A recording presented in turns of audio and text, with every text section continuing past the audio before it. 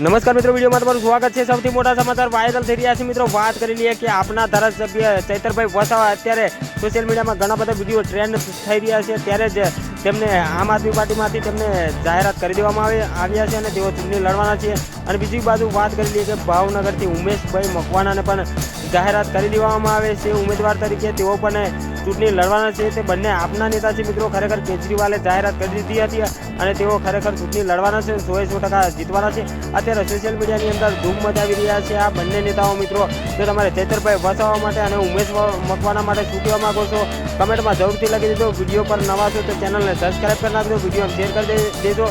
ચૈતરભાઈને વસાવાને સપોર્ટ કરવા માંગતો હોય તો આ વિડીયોને જરૂરથી શેર કરી નાખજો, કારણ કે સૌથી પહેલાં મારી ચેનલ પર તમને જાણવા મળી જશે। ટાઈમ ઓફ ગુજરાતની ચેનલ પરથી વિડીયો વાયરલ થયો હતો, એના માધ્યમથી તમને જણાવી દઈએ છીએ મિત્રો। કારણ કે ચૈતરભાઈ વસાવાની અત્યારે આખા ગુજરાતમાં બૂમો પડી રહી છે, કેજરીવાલ સાહેબની બૂમો પડી રહી છે।